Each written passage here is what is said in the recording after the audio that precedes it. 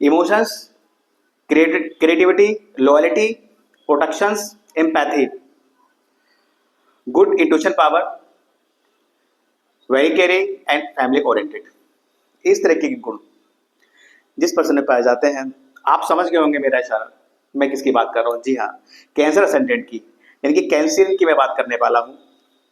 ऐसे लोग जो फैमिली ओरिएंटेड होते हैं, या ये गुण कह लीजिए कि जिन लोगों के अंदर फैमिली ओरिएंटेड गुण पाए जाते हैं अधिक मात्रा में, वो लोग कैंसर ही होते हैं। और आपकी फैमिली में या किसी के परिवार में भी फीमेल कैंसर असेंडेंट होना या फीमेल कैंसरियन होना बहुत ज़्यादा जरूरी है, क्योंकि वो लोग परिवार को, रिश्तों को आपस में बांध के रखते हैं, क्योंकि उनका सारा ध्यान, सारा फोकस फैमिली पर ही रहता है। साथ ही साथ ये लोग थोड़े इमोशनल होते हैं, क्योंकि जो कैंसर जो जोडिक साइन है वो एक वाटर एलिमेंट होता है, तो जल तत्व की अधिकता होने के कारण ये लोग बहुत इमोशनल होते हैं। इनका जो रूलर होता है वो चंद्रमा होता है, तो ऐसे में इनको इमोशनल होना लाजमी है। लेकिन मैं सदैव इनको ये बोलता हूँ कि भाई you need to very balanced emotions between professional and personal life. आप अपने पर्सनल और प्रोफेशनल लाइफ के बीच में इमोशंस का बैलेंस बना के रखिए। अगर आप अपनी प्रोफेशनल लाइफ में भी बहुत ज्यादा इमोशनल रहेंगे तो सामने वाला आपको जो है बेवकूफ बना के चला जाएगा, यानी कि आपको अपने व्यापार में, आपको अपनी नौकरी में नुकसान उठाने पड़ सकते हैं। थोड़ा सा आपको अपने इमोशंस पर बैलेंस बना के रखने की बहुत ज्यादा जरूरत होती है। मित्रों, चंद्रमा मन का कारक होता है, जो आपके भावों, अहोभाव, रस विचारों को नियंत्रित करता है। थोड़ा ध्यान, मेडिटेशन तथा भगवान शिव की आराधना से आप अपने मन को सुदृढ़ और अधिक मजबूत कर सकते हैं।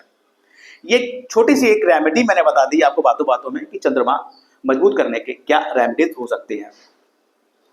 इसके अलावा बात करें तो इनका जो सिंबल होता है वो क्रैब होता है। साथ ही साथ इनकी जो मेमोरी होती है वो बहुत गुड होती है। आप एक कैंसरियन को कोई चीज दे दीजिए और 6 महीने बाद उनसे वो चीज मांगेंगे तो वो कैंसरियन उस चीज को जहां रखा होगा 6 महीने पहले वहीं से उठाकर आपको दे देंगे। इस तरह की मेमोरी होती है। दे नेवर फॉरगेट एनीथिंग, वो कभी कुछ भूलते नहीं है। बात करें नक्षत्रों की तो पुनर्वसु, आश्लेषा और पुष्य, यानी कि पुनर्वसु, पुष्य और अश्लेषा, ये 3 नक्षत्र जो है वह कैंसर जो राशि होती है हमारी कर्क राशि में पाए जाते हैं। तो इसका मतलब सीधा सीधा ये हो गया, एक तो इनके रूलर हो गए चंद्रदेव, उसके अलावा गुरुदेव बृहस्पति, शनिदेव और बुधदेव, ये 3 + 1 4 चंद्रमा, यानी 4 ग्रहों के इनमें गुण पाए जाते हैं, इनके कारतत्व पाए जाते हैं, इनके साथ का स्वभाव होता है। अगर आपके बर्थ चार्ट में चंद्रमा की पोजीशन अच्छी है तो जो आप के जो विचार होंगे वो पॉजिटिव वे में होंगे, अगर अच्छे नहीं है तो वो नेगेटिव वे में होंगे। तो ये तो एक छोटा सा एक इंट्रोडक्शन था कि कैंसर असेंडेंट या कैंसर जोडिक साइन वाले लोग कैसे होते हैं। अब बात करते हैं जुलाई 2025 के ग्रहों के गोचर की, यानी कि जुलाई 2025 का जो ग्रहों का गोचर है वो कैंसर या कर्क लगन वालों के लिए कैसा रहने वाला है। तो मित्रों देखिए, लगन में बुधदेव बैठे हुए हैं, यानी कि कर्क राशि में बुधदेव का बैठना, बुधदेव चंद्रमा को अपना जो है शत्रु मानते हैं।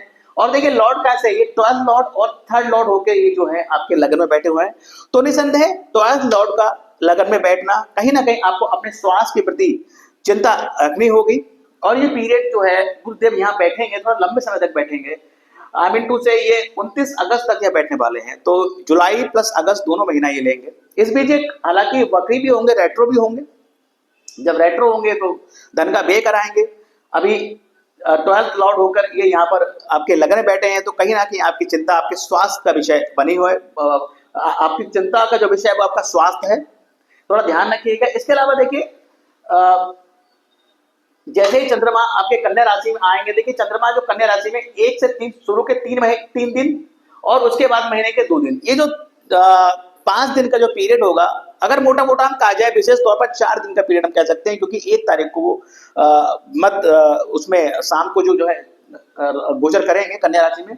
लेकिन जो ये पीरियड होगा, ये इस पीरियड में आपको इस चीज का ध्यान रखना होगा, कहीं अगर ऐसा कोई विचार बन रहा है कि अपने पड़ोसियों के साथ या फिर अपने छोटे भाई बहनों के साथ मिलकर कोई व्यापार करने की सोच रहे हैं, कहीं कोई इन्वेस्टमेंट करने की सोच रहे हैं, तो उसमें देखिए नुकसान होने के चांसेस हैं। और जो ये नुकसान होगा ये आपके आपसी रिश्तों में, आपसी संपर्कों में कहीं ना कहीं जो है बुराई का कारण बन सकता है।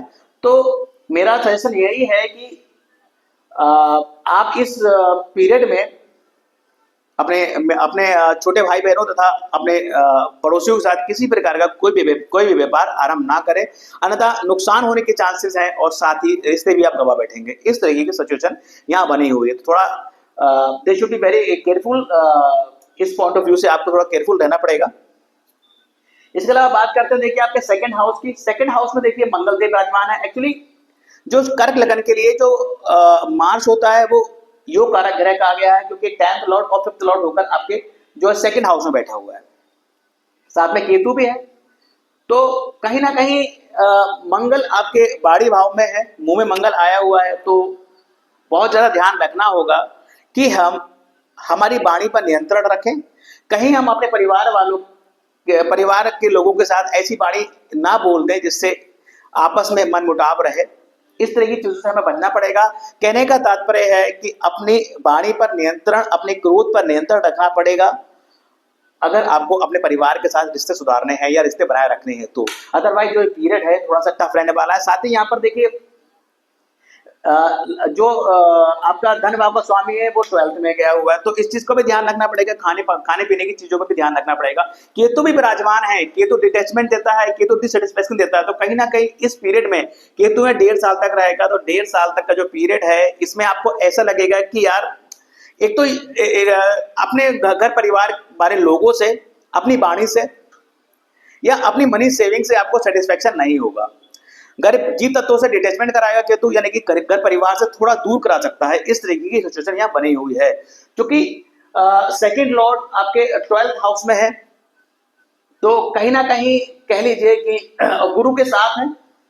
ये भी पॉसिबिलिटी हो सकती है कि घर में कोई मांगलिक कार्य आप करें, कोई धार्मिक अनुष्ठान का आयोजन करें और उसमें धन का व्यय हो। साथ ही साथ सूर्य का 12वां होना इस चीज को इंगित करता है कि अगर कोई व्यापार कर रहे हैं तो उसमें टैक्सेस लायबिलिटी जो भी सरकार की बन रही है वो आप समय से पे करें, अदरवाइज नुकसान होने के चांसेस हैं।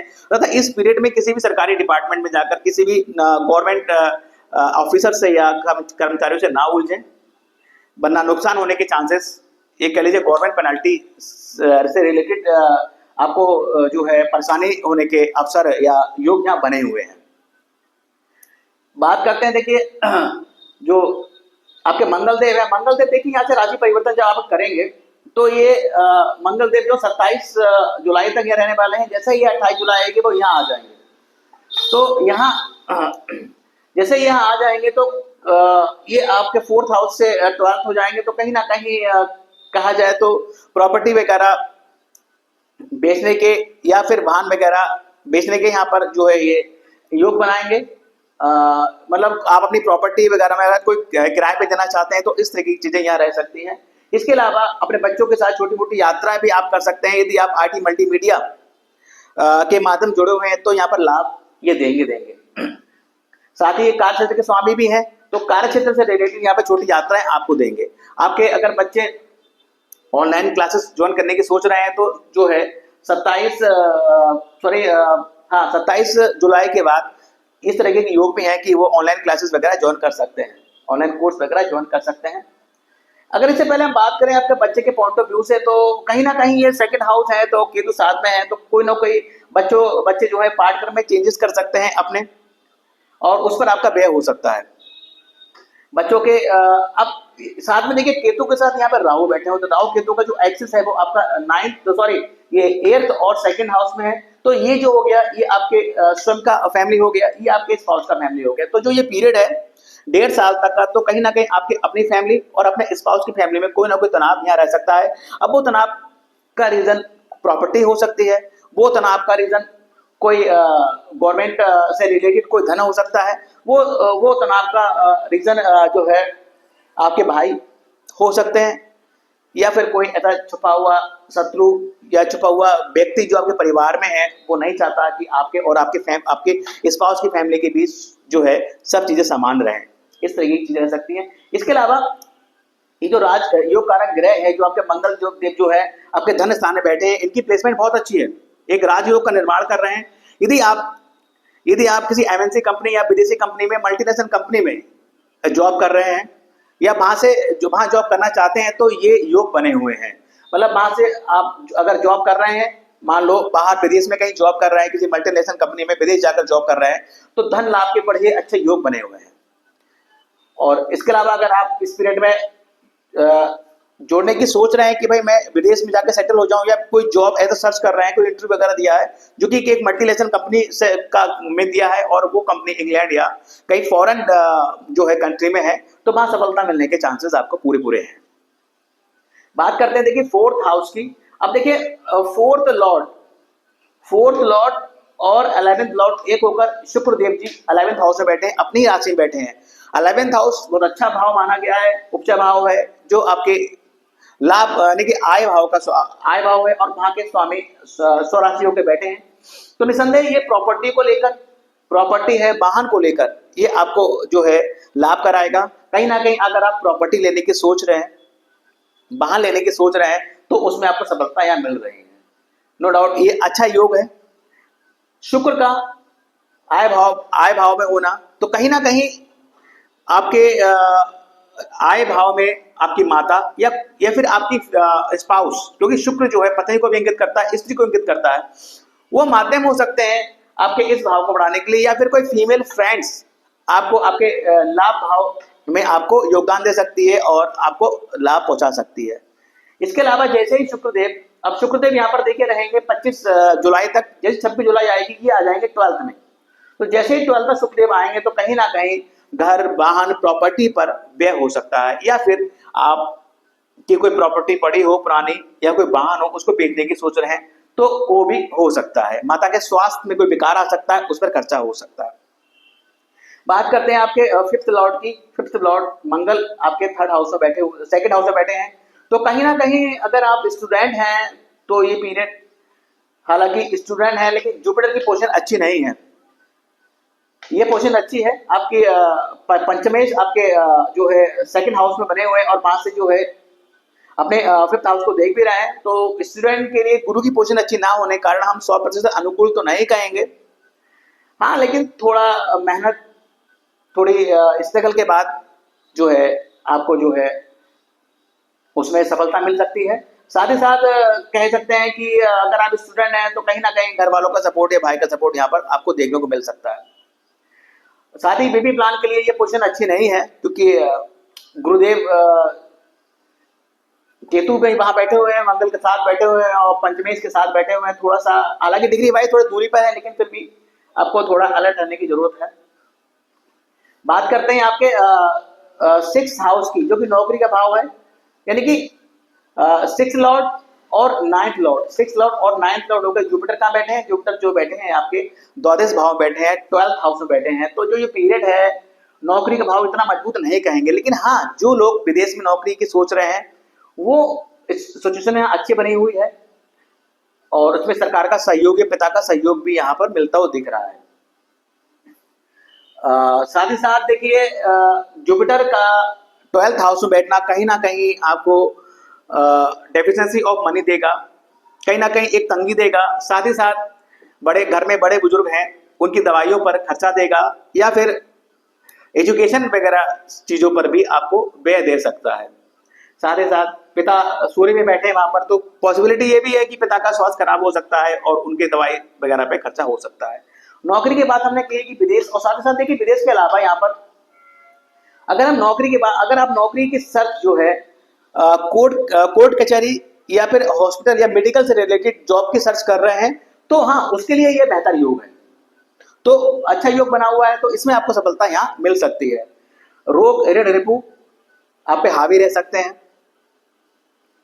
इस तरह की चीजें यहाँ रह सकती हैं। लेकिन इसके अलावा एक और चीज है कि भाई छठे भाव का स्वामी 12th हाउस में बैठा हुआ है, और बात करें लगनेश, लगन इस समय मजबूत नहीं है, सूर्य में मजबूत नहीं है, तो मैं ये नहीं कहूंगा कि ये विपरीत राजयोग तो है, लेकिन ये फलित होगा तो शायद उस हिसाब से फलित ना हो, इसमें कुछ कमी हो, इस तरह की चीजें रह सकती हैं। स्टूडेंट है तो आप जितनी मेहनत करेंगे उस हिसाब से आपके मार्क्स नहीं आएंगे, तो इस चीज को थोड़ा ध्यान रखिएगा, बहुत ज्यादा डेमोराइज मत होइएगा। जुपिटर यहाँ पर 17 अक्टूबर तक करने वाले हैं, 17 अक्टूबर के बाद जैसे ही कर्क राशि में आएंगे चीजें सुधरेंगी।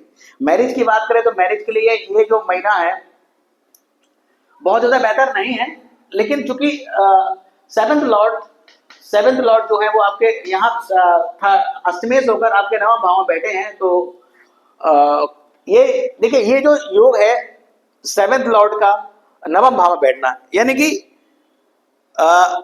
विवाह का भाव और भाग्य का भाव, उसका कनेक्शन, यानी कि विवाह के बाद आपके भाग्य का उदय।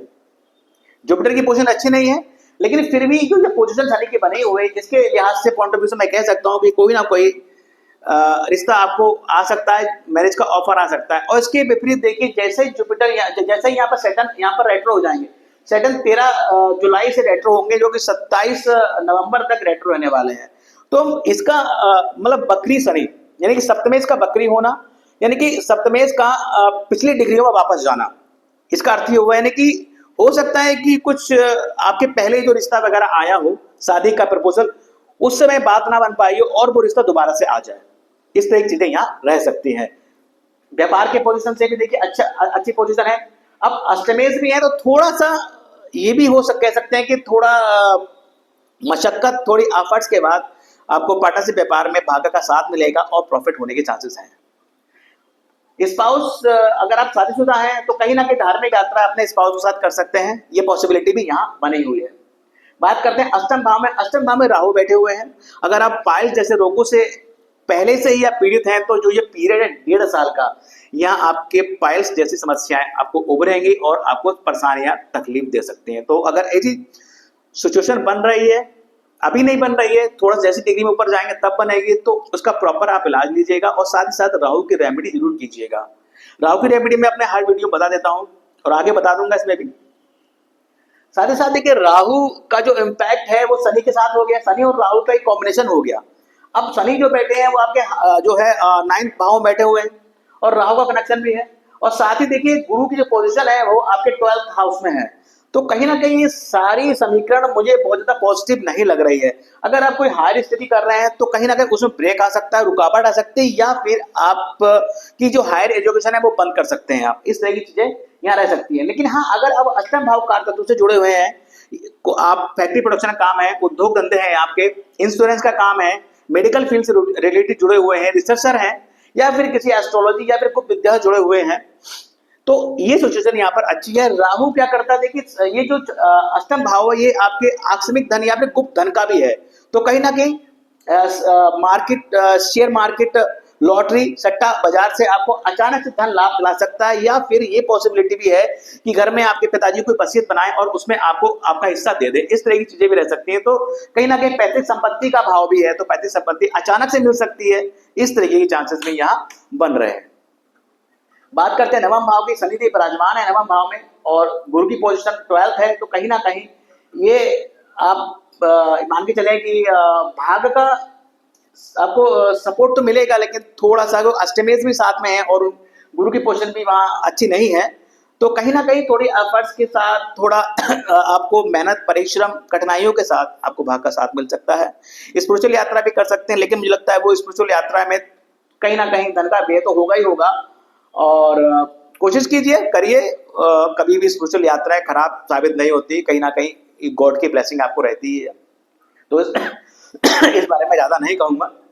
बात करते हैं आपके 10th हाउस की। देखिए 10th लॉर्ड बैठे हैं 2nd हाउस में, बहुत अच्छी पोजीशन है। मंगल आपके वैसे भी योग कारक ग्रह हैं और 2nd हाउस में बैठे हैं। काम धंधे से धन की प्राप्ति, काम धंधे में आपके परिवार का आपको सपोर्ट, काम धंधे में आपके भाई का आपको सपोर्ट, इस तरह की चीजें यहाँ रह सकती है।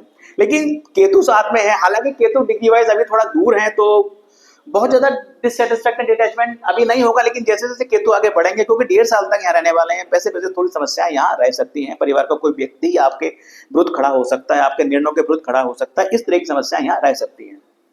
ओवरऑल मंगल की पोजीशन अच्छी है, धन लाभ होगा, नौकरी मान सम्मान की प्राप्ति होगी। अगर आप नया न्यू जॉब की सर्च कर रहे हैं तो न्यू जॉब के लिए भी स्थिति अच्छी है, लेकिन वो अगर 12th लॉर्ड से रिलेटेड जॉब ढूंढ रहे हैं तभी आपको जो है पोजीशन यहाँ पर पॉजिटिव रिजल्ट मिलेगा, अदरवाइज थोड़ा सा कमजोर है आपका नौकरी का भाव। बात करते हैं आपके, अब देखिए मंगल देव यहाँ पर, जैसे मंगल देव राशि परिवर्तन करेंगे। मंगल देव जो है आपके 28 जुलाई को ये 3rd हाउस में आ जाएंगे। 28 जुलाई में 3rd हाउस में आ जाएंगे, तो काम धंधे के लिहाज से पॉइंट ऑफ व्यू से आपको छोटी मोटी यात्राएं करनी पड़ सकती है। एक देखिए योग के अंतर्गत मैं कहूँ कि जब भी 10th लॉर्ड थर्ड हाउस में आता है, थर्ड हाउस मेहनत का होता है, तो बहुत सारी मेहनत लगती है बंदे को काम धंधे में अपने। और कहीं ना कहीं मैंने देखा है अपने रिसर्च में, लोगों को देख इस योग के सहारे देखते हुए कि कहीं ना कहीं ये जो पीरियड होता है 10th लॉर्ड का थर्ड हाउस में आना, तो कहीं ना कहीं मन में ऐसे विचार आते हैं कि यार जॉब छोड़ देते हैं, कि यार मजा नहीं आ रहा, इसमें बहुत प्रेशर है, ये छोड़ देते हैं। इस तरीके के यहाँ पर आपके विचार आ सकते हैं, लेकिन वो विचारों तक सीमित रखिएगा। बहुत ज्यादा आप जो है घबराइएगा नहीं, चीजें सुधरेंगी। और क्योंकि योग कारक ग्रह भी है, तो इतना ज्यादा उसका इफेक्टिव भी नहीं होगा, थोड़ा मन को संभालिएगा, बाकी सब प्रभु पे छोड़िए, सब अच्छा होगा। बात करते हैं आपके 11th हाउस के। देखिए शुक्र देव विराजमान है, यानी कि सुख भाव का स्वामी और 11वें भाव का स्वामी स्वराशि होकर आपके 11th हाउस में बैठा है। तो फाइनेंशियल पॉइंट ऑफ व्यू से ये योग बहुत बेहतर है। यानी कि ये जो पीरियड है पूरा लगभग 1 महीना 25 जुलाई तक यहाँ रहने वाले हैं। 25 जुलाई तक भूमि भवन प्रॉपर्टी से आपको खूब लाभ होगा। भूमि भवन वाहन खरीदने की सोच रहे हैं तो वो भी होता हुआ दिख रहा है। कोई कोर्ट के जरिए केसेस चल रहा है फीमेल्स को लेकर, या अपने स्पाउस के साथ, या इस तरीके का कोई भी जिसमें फीमेल इन्वॉल्व हो, तो वहां आपको सफलता मिल सकती है। मित्रों, फीमेल फ्रेंड से आपको लाभ हो सकता है, बड़े भाई बहनों से आपको लाभ हो सकता है। ओवरऑल शुक्र की पोजीशन यह बहुत अच्छी है। इसके बाद बात करते हैं, देखिए आपके 12th लॉर्ड की। 12th लॉर्ड में सूर्य और गुरु बने हुए हैं, यानी कि गुरु डेफिशिएंसी ऑफ मनी दिखाएंगे। फाइनेंशियली पॉइंट ऑफ व्यू से जुपिटर आपको ये एहसास दिलाएंगे कि भाई धन की कमी हो रही है। तो इसके लिए आप गुरु के मतलब डेफिशिएंसी ऑफ मनी के लिए आप श्री सूक्त का पाठ करें, कनक धारक स्त्रोत का पाठ करें, बहुत बेहतर है। शुक्र वाले दिन आप ये सब करें ब्रह्म मुहूर्त में, तो आपको इन सब चीजों से निजात मिलेगी। साथ ही देखिए सूर्य भी यहाँ बैठे हुए हैं, तो कोई धार्मिक अनुष्ठान में व्यय हो सकता है। पिता के स्वास्थ्य को भी लेके थोड़ा सा इशू रह सकता है। सरकारी कोई इलिगेशन वगैरह या केस है तो उसमें आपको नुकसान हो सकता है, तो इस चीज का ध्यान रखना पड़ेगा। और ये जब तक सूर्य देव आपके महीने के 15 दिन तक यहाँ रहने वाले हैं, 15 जुलाई तक, तो सूर्य को जल दें। कार्यालय, ऑफिस तथा अपने व्यापार पे जाने से पहले पिता के नियमित रूप से पैर छुएं। ये तो इस पीरियड का रेमेडी हो गया, लेकिन मैं तो हमेशा ये कहूंगा कि अपने जब भी घर से बाहर जाएं, अगर पिता हैं तो उनके पैर छूकर जाएं।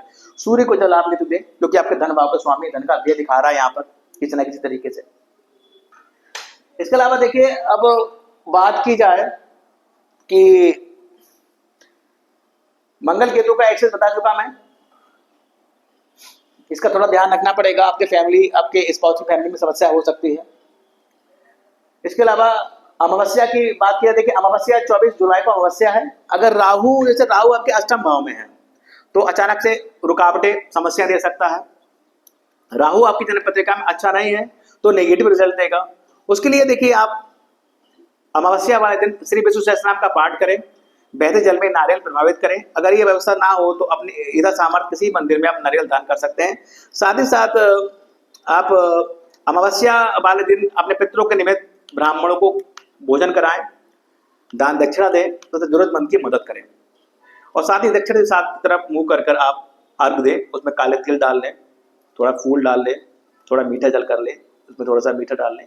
तो इससे क्या होगा, आपको अपने पितरों का शुभ आशीर्वाद प्राप्त होगा। जो गलतियां आपके तरफ आपके परिवार से हुई हैं उनको वो माफ करेंगे और आप पर अपनी कृपा बरसाएंगे। आपको हर बुरी चीज, बुरे लोग बुरी नीयत से बचाएंगे, बुरी नीयतों से बचाएंगे। साथ ही साथ बात करें केतु का, केतु आपका देखिए 2nd हाउस में है, तो कहीं ना कहीं घर परिवार वालों से आपको इस पीरियड में 1.5 साल तक डिटैचमेंट रहेगा। दूरियां घर से दूर ले जा सकते हैं, इस तरह की चीजें हैं। और राहु का अगर अच्छा रिजल्ट प्राप्त नहीं हो रहा है तो आप जो है ब्लैक डॉग्स को खाना खिलाइए। जाड़ों का सीजन अगर है, अब तो जाड़ों का सीजन है नहीं, तो कंबल वाली रेमडीज शायद ही ना हो पाए। इसके अलावा आप जहाँ रहते हैं, जहाँ अधिक समय बिताते हैं, वहाँ पर कोई स्पिरिचुअल बुक रखिए, उसको पढ़िए समय थोड़ा सा निकाल कर। ये केतु की नेगेटिविटी कम करता है। चतुर्थी की बात करें, संकष्टी चतुर्थी और विनायक चतुर्थी 14 जुलाई को संकष्टी है और विनायक चतुर्थी आपकी 28 जुलाई को है।